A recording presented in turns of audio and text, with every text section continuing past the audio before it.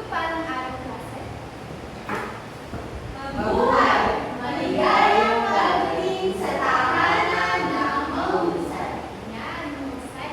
Ngayon tayo ay nanatiling nakatayo sapagkat tayo ay nananamangin at ilalagay natin ang ating presensya sa ating Panginoon. Para niyo bang ipunong yung mga uwat, yung mga mata, Panginoon, maraming salamat po sa atin ito, sa biyaya at habang Panginoon narito ang bawat batang ito, pamatuto, tulong ng mahal sa ating nagawa ay magkaroon sila ng kaalaman at panibagong kaalaman ng kanilang ginagawa hanggang sa pagdating sa Panginoon. Patawad po sa mga kasalanan kayo na kumakain sa mga. Ito po ang manalangin sa pangalan ng Panginoon Jesus. Amen. Maaari na kayo mag-isip. Ngayon naman ay ating tatalakayin. Ano nga ba? Maaari po bang malaman sa ating kalihim kung meron ba tayong liban o absent ngayong araw na ito? Ma'am, malaman niyo sa klase kayo. Yan, maraming salamat sa iyong informasyon. At pinapakilala ko nga pala ang aking sarili. Ako si Binibining Charlene Liberan at ako ang inyong magiging guro sa asignaturang Pilipino ngayong araw na ito. At pagkatapos natin magsuri sa ating mga dumalo at mga hindi dumalo at nabanggit naman ang ating kalihim na wala naman tayong liban sa araw na ito, ngayon naman ay aking babanggitin ano yung mga patakaran o alituntunin na dapat natin sundin sa oras na ito.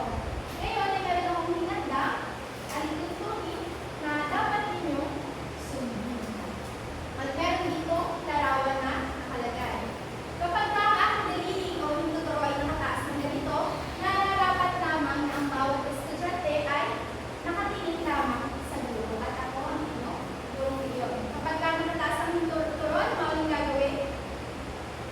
Sa guro ang tingin, sa guro ang tingin. Ayan, husay. Ngayon naman, kapag ka naman nakataas sa akin ay aking tuturo at hinlalaki, ay kinakailangan ko naman gawin ay manahimik o makinig sa guro na nasa harapan. Ano nga ang gagawin kapag ito ang mataas? Tumahimik at makinig. Yan, mahusay. At para sa ating huling patakaran, kapag ka ang aking daliling hinlalato, yung tuturo at ang aking hinlalaki ay nakataas, nararapat lamang na umupo na ng maayos at tutuwid. Ayan, ano nga ulit kung ibig sabihin ito? Umupo ng maayos at tuwid. Yan, mahusay. Maraming salamat sa pagtuturo. Ngayon naman ay, handa na ba kayo para sa ating gawain, na unang gawain? Opo!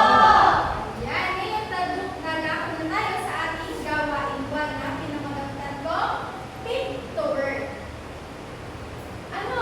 Isama mo naman ako. Ngayon, mayroon akong ipapakita na mga larawan dito sa unahan. Sabi dito, mayroon larawan na ipapakita ang guro na naka-flash sa television at pagmamasdan ng bawat isa. Mayroong simbolo ng plus na kung saan pagsasamahin niyo yung salita, pero pag may nakita kayong simbolo na minus, ibig sabihin ay babawas niyo yung salita doon sa naunang salita. Ngayon, nawa ang bawat isa maging mapanuri at maging aktibo sa ating unang gawain. Handa na ba kayo para sa ating unang hirap? Opo! Yan. Sino kaya ang maaaring sumagot dito? Ayaw, tinibili. Komentatibo. Ayan, mahusay. Maraming salamat sa iyo pagsagot. Maaari ba natin bigyan siya ng, alam niyo ba yung Mami Junisha Club? Opo, ano yun? 1, 2, 3.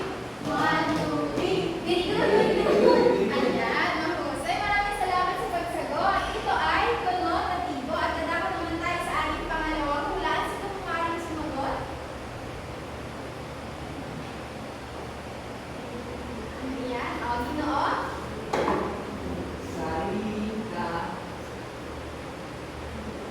Sariling kahulugan. Yan, mahusay. Palakpakan natin. Ginoo sa kanyang kasagutan. Ito ay sariling kahulugan. At dadako naman tayo sa ating pangatlong hulaan. Sino po ang nais sumagot? Sige po. Demonstratibo. Yan, mahusay din. Maraming salamat sa inyo.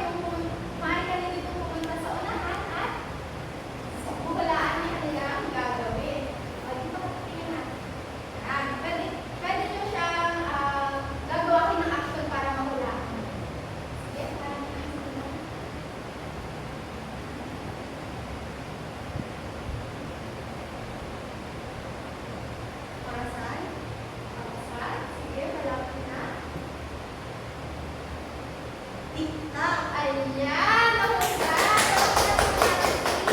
Ate. So, natapos niya ang kanyang gawain sa loob ng 10 seconds. So, dito naman po ang sunod na sa ating activity. Ayan, see? Ginoo naman ito. Ayan, sunod nating huwalaan ay ito po.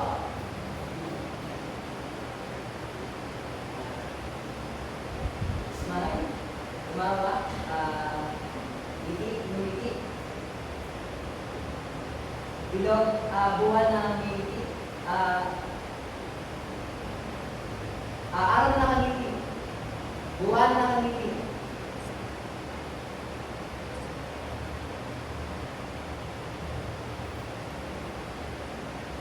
Buwan na ngiti. Buwan na natutulog na ngiti.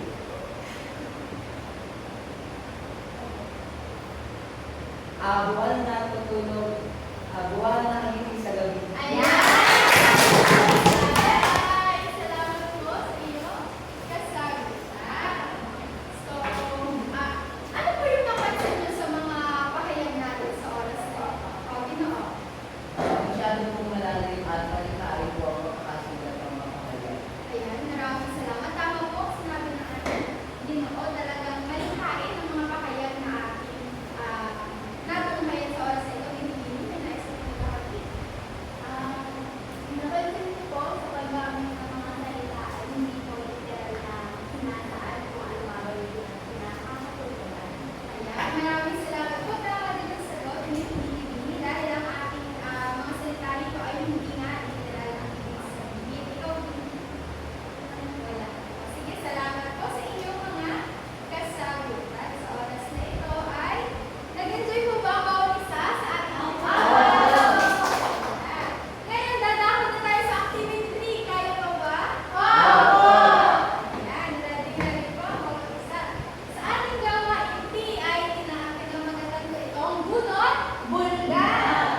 Yan, meron akong ibibahagi sa inyo na ako na kung saan dito sa loob na ito, pinamagatan ko itong bunot bulgar, pagbunot ng katanungan at pagbulgar ng kasagutan. Sa loob nito ay mayroong mga katanungan na kung saan ay ninyo kukuhanin at pagkakuha nyo, pipili kayo ng inyong kapartner na kung saan yun ang sasagot ng inyong katanungan. So, meron tayo dito mga pagpipilian. Onomatopeia, simile, metafora, personification. Pamilya mo ba ang bawat isa dun sa mga salita nila? Ayan, maraming salamat po. Ngayon ay bumunot po. Sino po nais na bumunot na una? Sige. Ikaw po,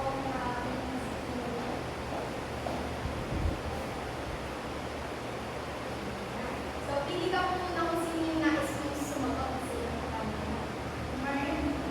Si Maria. Ayos po. Bush, tunog na tugtog ng makalimutan. Anong kayutay? Onomatopeia. Ayan, maraming salamat po sa iyo. At dahil ikaw ang nagtanong, meron ka di pa-premyo at ang nakasagot ay meron din pa-premyo. At ngayon naman, dahil ikaw nakasagot, ikaw naman yun ang magtatanong.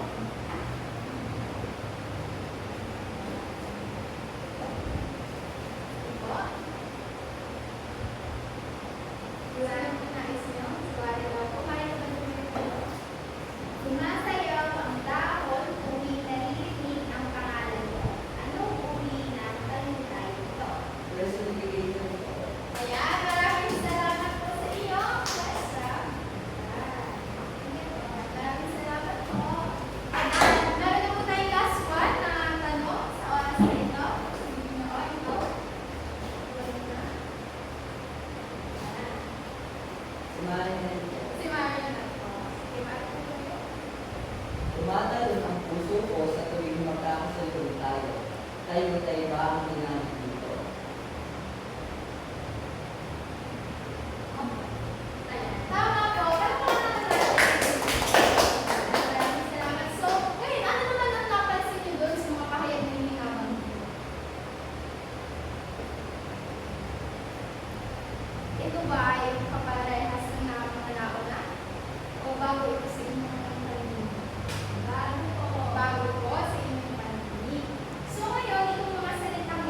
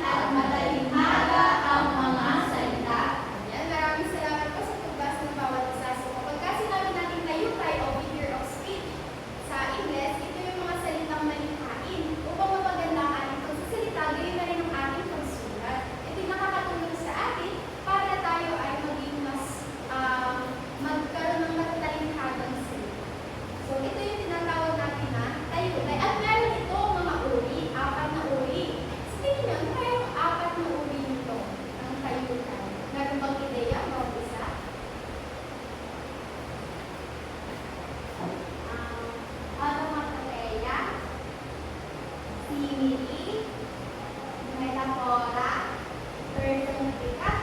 Ayan, okay pa lang naman natin sa simile dahil nasagot niya ang ating apat na uri na tayutay. At ngayon tayo ay dadako sa unang tayutay. Ano kaya sa tingin niyo, ano yung narinig niyo? May narinig ba kayo? Ano yung narinig niyo? Tok, tok, tok. Ayan, maraming salamat. Ngayon, yung tok, tok, tok na tunog, alam niyo bang may tawag dito? Yan. Katulad ng nabanggit niyo kanina, ito yung tinatawag natin na onomatopeia. Ayan. Ang onomatopeia ay, ano mabasahin sabay-sabay? Ito ang paggamit ng mga salitang kung ano ang tunog ay siyang kahulugan. Yan, husay. So, napansin ninyo, tumunog ang ating ano, hindi naman ito yung literal na tunog niya. Pero dahil ng ating malikhaing isipan ay nakakagawa tayo ng mga tunog na hindi naman talaga literal. At ito yung tinatawag natin na onomatopeia. So, sino kayo makakapagbigay pa ng halimbawa ng onomatopeia? Sino? Dingdong po, tunog po ng doorbell po.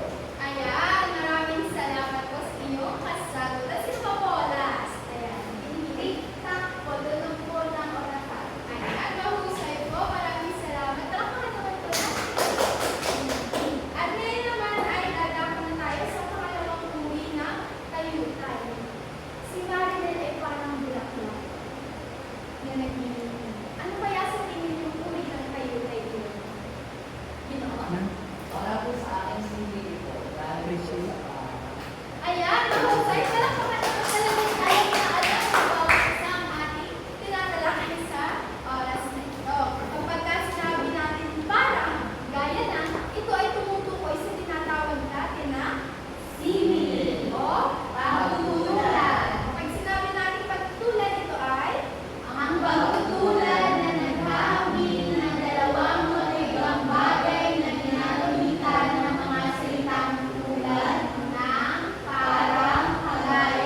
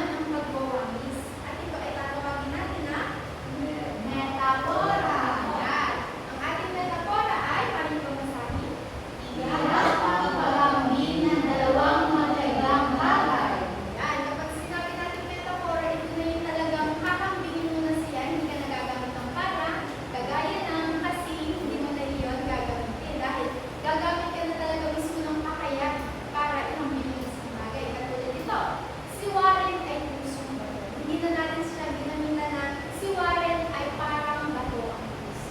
Yun ang tinatawag natin na metaphora. Naiintindihan ko ba? Maaari po ba kayo magbigay ng inyong halimbawa patungkol dito sa ating metaphora? Sino po kayo maaari magbigay ng ating halimbawa? Wala po maling sagot. Lahat po ay ikaw ang sinabi natin. Diba, Binot? Ang ibig ni Maria ay isang rosas. Ayan, nahusay. Palakpakan naman ko lang si. Ayan. Diba, sa iyong kasagutan. Tama po ang kanyang kasagutan. Sapagkat, ginamitan niya ng, ano nga ulit, ginamit mong paghahambing? Rosas. Rosas po. Ayan, ang pinaghambing niya ay, Si Maria po ang rosas. ayan, si Marian daw ay, kasing ganda na, diba? Ang ganda niya ay rosas. Tama ba? Tama po. Ayan ang ating metaphor. Ano ulit mga matpeya? Kung ano yung tunog, siya ang mahulay. Yan. Kapag sinabi natin na may parang kasing kagaya ng ano ito? Pag-rosas, rosas, Ayan. Maraming salamat. At kapag gumamit tayo ng literal na paghahambing, ito ay metaphora. Ayan. Dadako na tayo sa huli natin huli na tayutay. At ang puno sa labas ay sumasayaw. Tunay ba na sumasayaw ang puno? Hindi po. Oo. Pero dahil meron tayong tayutay na personification ay nabibigyan natin ng halaga yung salitang sumasayaw ang puno. Hindi naman literal na sumasayaw ang puno, pero dahil siya ay nag-wave o kaya gumagalaw, yun yung naging kabuuang malikhaing bahayag na sumasayaw ang puno. Ang personification o pagsasatao, anong ibig sabihin kaya nito? Maraming mabasahin. Pagbibigay buhay, katangian o kilos ng tao sa mga bagay na walang buhay. Yan. Ang binibigyan lamang ng buhay ng pagsasatao o personification ay yung walang buhay. Hindi mo maaaring sabihin na si Marinel ay nakaupo. Kasi hindi na yung personification, doon nililiteral na talagang ibig sabihin. Pero maaaring mong sabihin, ang Christmas tree ay nakatayo. Dahil hindi naman talaga siya literal na tao na nakatayo, kundi ito ay parang paghahambing lamang o pagsasatao ng ginagawa ng Christmas. Di maaari mo ba kayo magbigay ng personification o pagsasatao? Ayan, ikaw naman, binibini. Diba? Taray ko lang po. Okay po, ang upuan ay nakaupo. Ayan, maraming salamat. Tama po ang inyong kasagutan. So, meron po, sige po. Ang ulat ay umiiyak. Ayan, bakit ako umiiyak ang ula?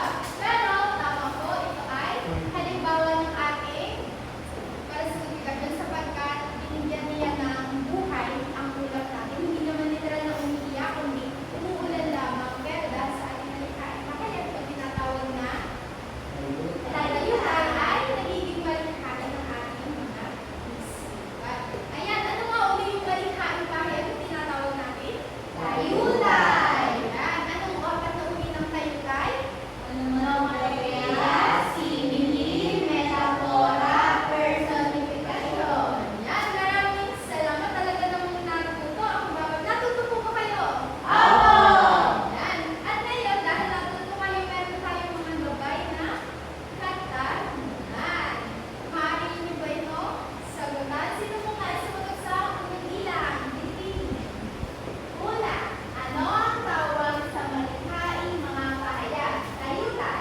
Ayan, maraming salamat po. Tama po ang sagot ni Binibini. Sige, pangalawa. Anong tayutay ang pinagamitan ng para upang maghambing? Simile po. Binibini. Maraming salamat. Para masikat na ng katanungan. Ano kaya ito?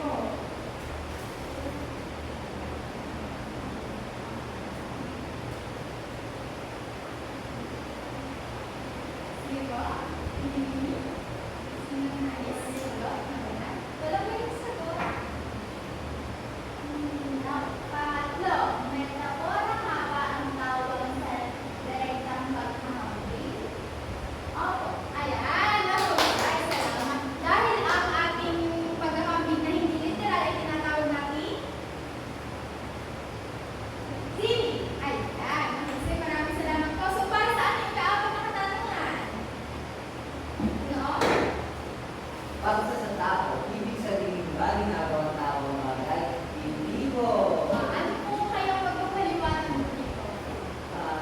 lang po ay, kumbaga po ay tinutulad lamang po sa ginagawa ko ng tao yung mga nakikita ko na ng mga bagay.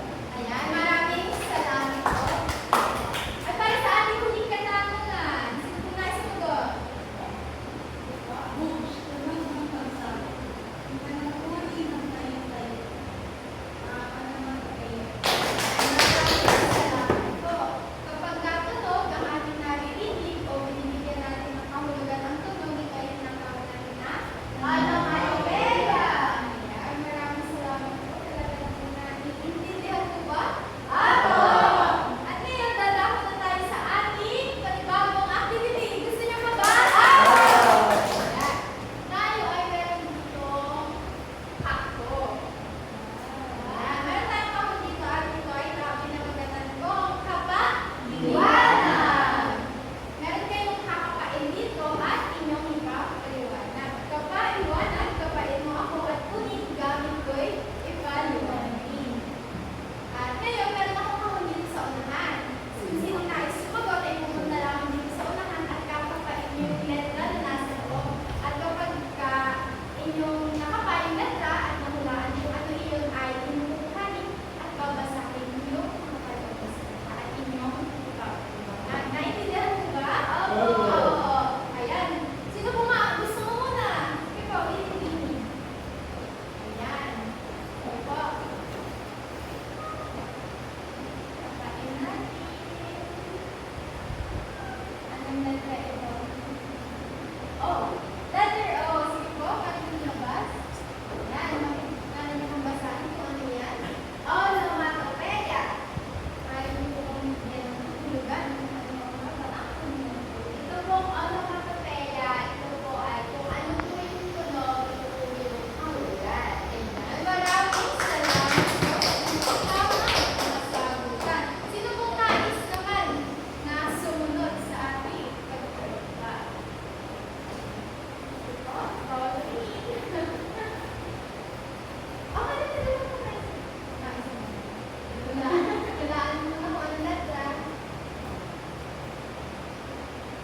P. Ito po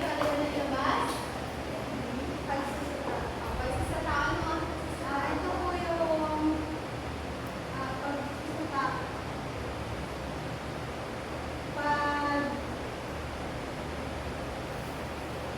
Pagbibigay ng lugar sa isang bagay na ginagawa ng kilos ng isang tao. Halimbawa na ang Christmas tree ay nakatayo.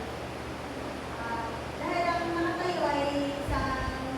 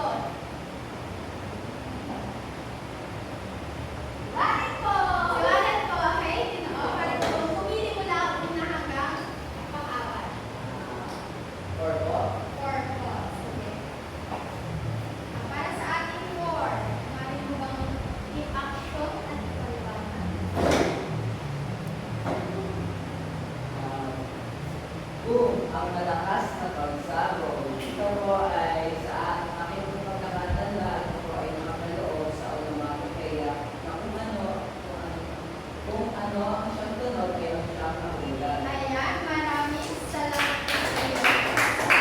Ayan, so sino po ang nais? One last po. Number one. Ano ba ang action? Yun na ba?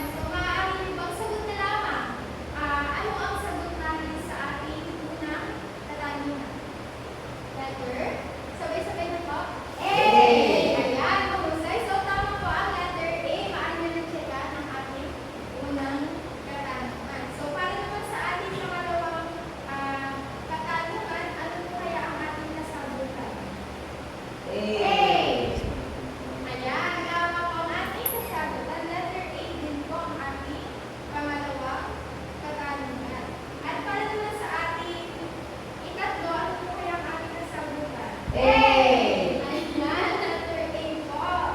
Tama. Dahil ang metapora ay Literal. literal. At ngayon para sa ating ikaapat, Eh! din po ang ating kasagutan. Dahil sumasayo ang dahon sa hangin na kung saan ito yung halimbawa na Personification. at para sa ating huling katarungan, ang ating kasagutan ay Eh! po. Dahil ang tayuda ay ginagamit upang Mas Mas malikhain ang akala. sino po nakakuha ng 5? Ako pa! Bawat!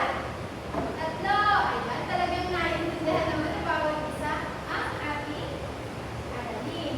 At para naman sa oras na ito, tayo ay magpapaalam na. Pero bago tayo paalam, ay meron akong takdang aralin para sa bawat isa. Mari niyo bang basahin ang ating takdang aralin? Sumulat ng apat na pahayag na may tayutay at walang tayutay. Ilagay ito sa notebook. Ang pangatlong usap, sa huli, tukuyin kung anong uri ng pahayag ito. Ayan, so meron kayong takdang aralin na kung saan ay gagawa kayo ng apat na tayutay. O apat na pahayag na kung saan ang dalawa ay tayutay, ang dalawa ay hindi tayutay. At huhulaan mo kung ito ba ay formal o ito ba ay hindi formal.